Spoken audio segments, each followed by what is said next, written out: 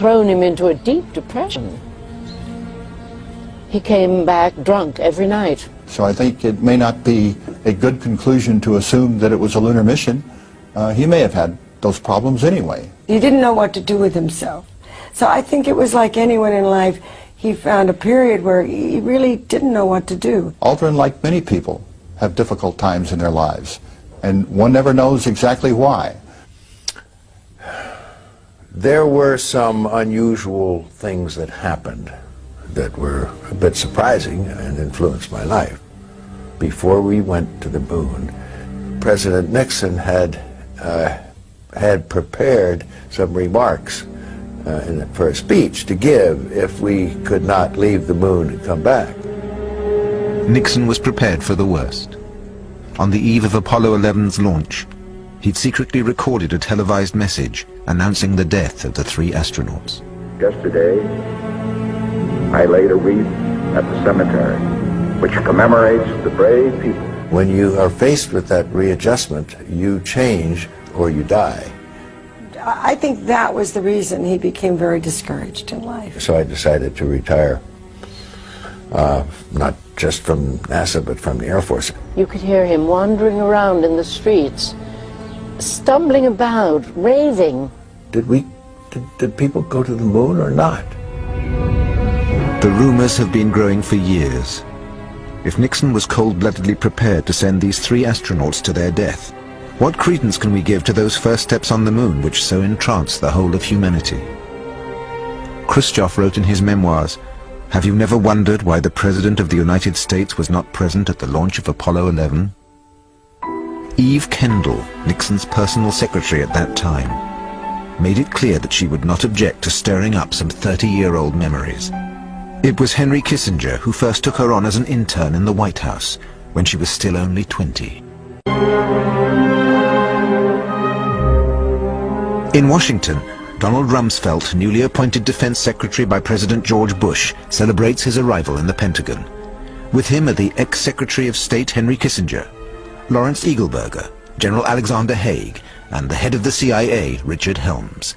30 years previously, these 5 were President Nixon's main advisors. Are we through? All right, one more drink and then I'm ready. There you go. I'm only teasing you.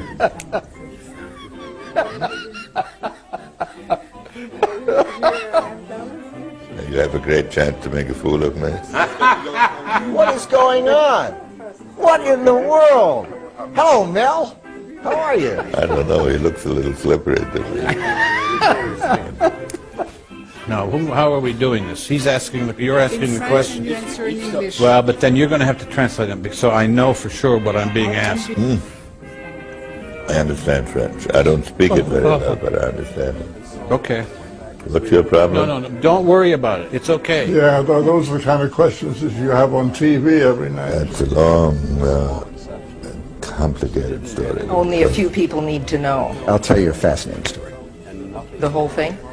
Are you running? You're going to cut it all out of this thing anyway, but... Let me tell you, off the record. Turn the camera off. It's an incredible story. Newly elected, Nixon was up to his neck in the Vietnam War.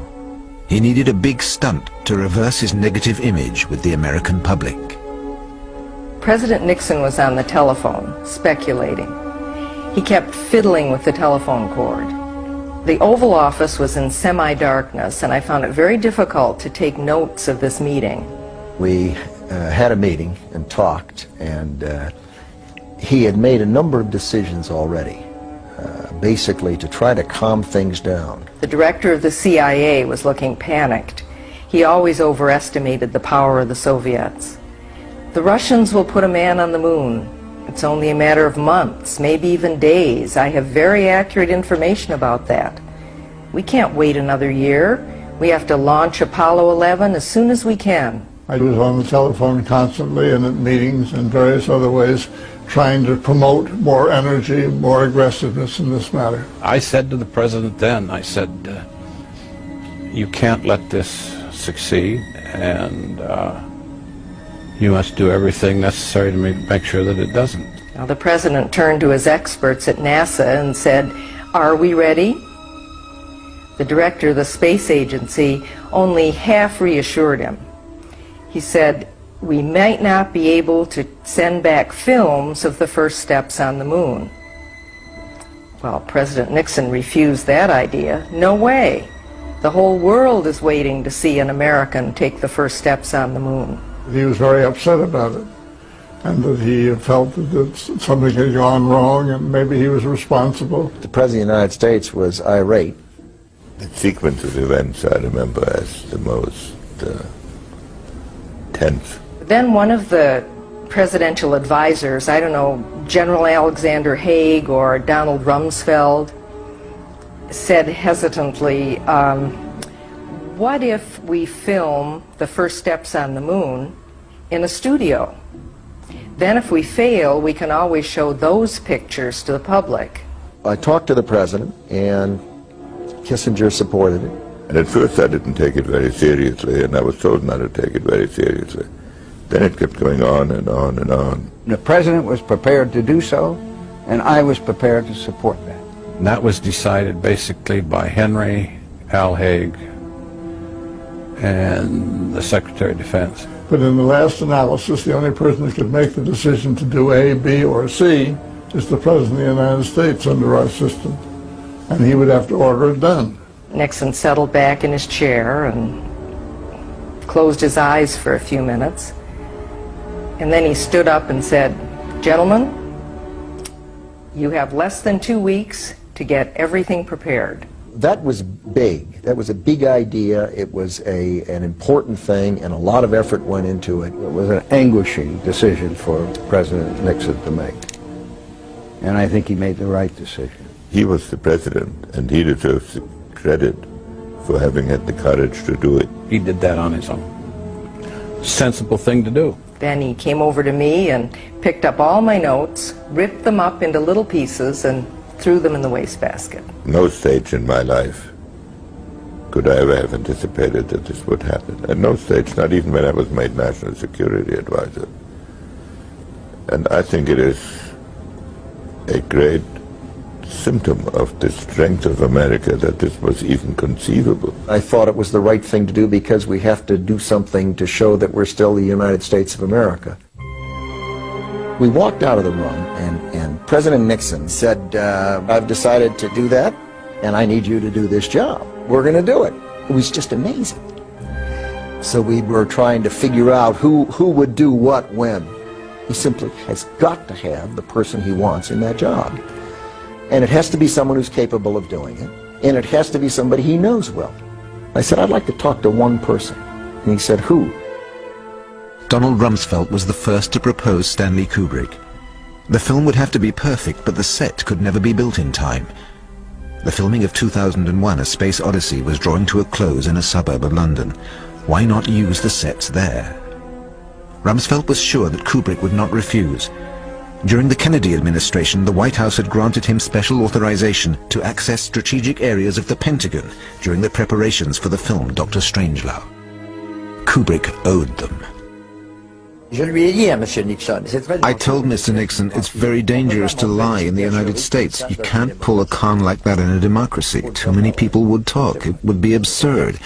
But he said, almost sadly, go ahead anyway. Rumsfeld offered to go and negotiate personally with Stanley Kubrick. He and Henry Kissinger flew to England that same evening. Kubrick was surprised and amused by the idea, but began by refusing. Rumsfeld wouldn't give up. We're only asking you to do one thing. Just leave us the keys to the studio for one weekend, just so we can shoot a bit of film and take a few shots. Everything will be tidied up again by Monday morning. Kissinger flattered him, telling him that Dr. Strangelove was one of Nixon's favorite films. In the end, Kubrick agreed. The fake footage would be shot in England in the MGM studios near Boreham Wood with a skeleton crew. The 2 technicians and 2 actors would be CIA agents. To guarantee their trustworthiness, all had to be single men without family ties. They would sign a contract committing themselves to perpetual silence about the whole affair. Once the filming was over, they would have to disappear. But Stanley Kubrick was a perfectionist. Faced with the CIA crew's lack of professionalism, he ended up, against his better judgment, supervising the shooting of the fake moonwalk. But, he told them, from Monday morning, you're out of my life for good. My goodness. That is somebody. He had very great common sense. He was a very dedicated personality, and my relations with him were wonderful. Kissinger was the key person, yeah, that's right. And he was very much challenged by this project. That did take a long time, but everybody was very interested that it could be done at all. I mean, we have never done this like this. True, yes, we haven't. So that's one reason to try. They tried and it didn't look right. I remember the thing with the stars. They had huge sheets of paper and they were little pinholes. Everybody should realize what an achievement it was to do that. Kissinger was so nervous that he packed his passport, you know, in a big suitcase and things like that. He was very unlike himself. It finally worked, and Kissinger was very, very, very pleased with the result. It looked fantastic. Hippity hoppity, hippity hoppity, hippity hopping over hill and dale. Da da da da da da da da da da da. Hippity hopping along. C'est de la folie. This is stupid. There is no reason not. You know, people come out with crazy ideas about anything. I know about these stories about the pictures from of rehearsals or pictures that are made in a lab or pictures like this because of the sunlight and whatnot, but indeed it's not. Ask the Soviets whether it's true or not. They had the means to find out. Dmitry Muffley had worked for the Soviet Secret Services for 15 years before being exchanged for another renegade when the Berlin Wall fell. What really surprised us was a number of mistakes the White House made. They wouldn't have fooled a kid of 10. We soon realized the whole thing was a hoax. It took us less than 2 hours to figure out the photographs. Take the American flag, which is shown suspended in midair and waving this way and that.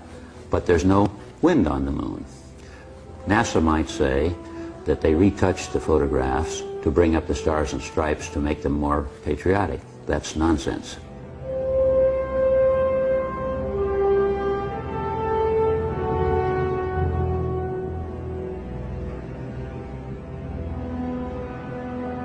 The same lack of atmosphere on the moon is the cause of extreme temperature changes on the surface.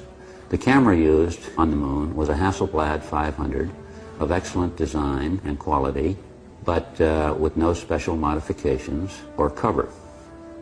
But in 2 hours, the temperature went from plus 130 degrees to minus 150 degrees. Yet, everyone knows that above 50 degrees, heat causes chemical changes in the photographic emulsions. It makes the mechanical parts of the camera expand and loosens the lens. Extreme cold would render the batteries in the exposure meter useless and freeze the film, which shatters like glass at minus 80 degrees. The X-rays from the sun would fog the film, and ultraviolet rays would distort the colors, yet the colors are perfect.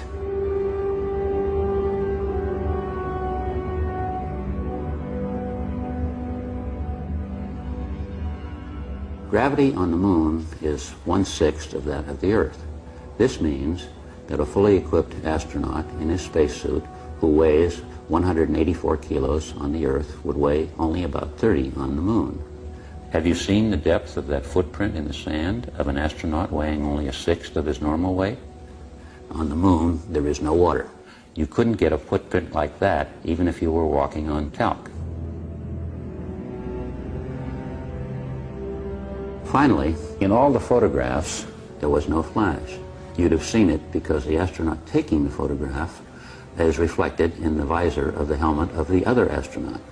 The astronauts are lit from behind, but the smallest details of their spacesuits are perfectly visible. The very first thing you learn in photography is not to shoot against the light. You've got to have your back to the sun to get the best shots. One shot, salvage, before NASA cropped it, reveals the source of the light for those long horizontal shadows. 2 spotlights in the studio.